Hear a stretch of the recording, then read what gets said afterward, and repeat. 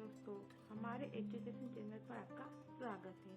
आज हम जानेंगे संज्ञा और उसके प्रकार के बारे में। संज्ञा किसे कहते हैं, संज्ञा के कितने प्रकार होते हैं, संज्ञा के प्रकारों की परिभाषा उदाहरण सहित समझेंगे।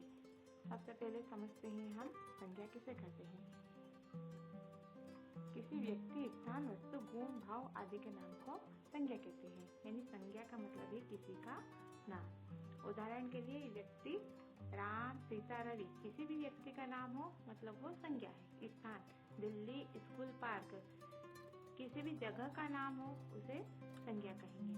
वस्तु किताब, कुर्सी, मोबाइल, किसी वस्तु का नाम है उसे भी हम संज्ञा कहेंगे। भाव खुशी, डर, प्रेम, ये अंदर के भाव है, इन्हें भी हम संज्ञा कहेंगे। गुण ईमानदारी, बहादुरी, यदि किसी के गुण है उसे भी हम संज्ञा कहेंगे।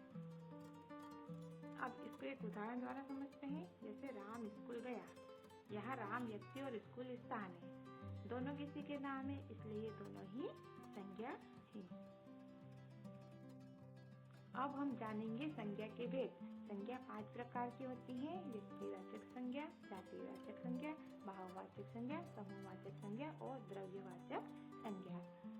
व्यक्तिवाचक संज्ञा को समझते हैं, जो किसी विशिष्ट व्यक्ति, स्थानीय वस्तु का नाम बताए। जैसे राम, सीता, ये किसी व्यक्ति का नाम है। दिल्ली किसी स्थान का नाम है। गंगा किसी नदी का नाम है, इसलिए इसे व्यक्तिवाचक संज्ञा कहते हैं। जातिवाचक संज्ञा जो समान प्रकार की पूरी जाति या वर्ग का बोध कराए। जैसे लड़का, नदी, शहर, पेड़, इसमें किसी एक पर्सन का बोध न होकर पूरी जाति का बोध हो रहा है, इसलिए इसे हम जातिवाचक संज्ञा कहते हैं। भाववाचक संज्ञा जो किसी भाव, गुण या अवस्था को प्रकट करे। जैसे सुंदरता, खुशी, डर, दर्द, ये हमारे अंदर के भाव है या किसी व्यक्ति के गुण है, इसलिए इसे भाववाचक संज्ञा कहते हैं।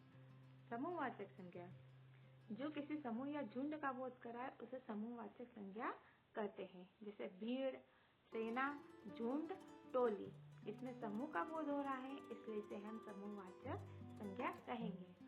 अब द्रव्यवाचक संज्ञा जो अगणित पदार्थों या द्रव्यों को दर्शाए, जिसकी गणना नहीं हुई ऐसे पदार्थों को दर्शाता है उसे द्रव्यवाचक संज्ञा कहते हैं। जैसे जल, दूध, तेल, सोना।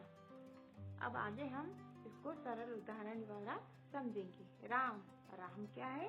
राम से किसी एक व्यक्ति का बोध हो रहा है इसलिए व्यक्तिवाचक संज्ञा है। लड़का, लड़का से लड़के का बोध हो रहा है, लेकिन किसी एक पर्सन लड़के का नहीं हो रहा है, लड़का का बोध हो रहा है इसलिए इसे जातिवाचक संज्ञा कहते हैं। खुशी, खुशी अंदर के भाव है इसलिए इसे भाववाचक संज्ञा कहते हैं। सेना, सेना से बहुत सारे सैनिक आ जाते हैं जिससे सेना बनती है, इसलिए इसे हम समूहवाचक संज्ञा कहते हैं। दूध, दूध से किसी द्रव्य का बोध हो रहा है इसलिए इसे द्रव्यवाचक संज्ञा कहेंगे।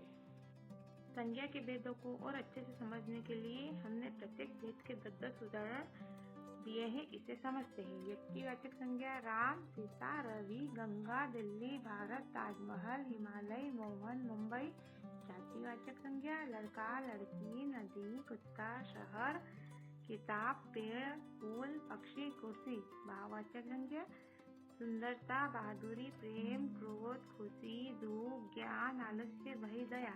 समूहवाचक संज्ञा भीड़, सेना, टोली, बगीचा, मंडली, झुंड, वर्ग, समिति, टीम, सभा।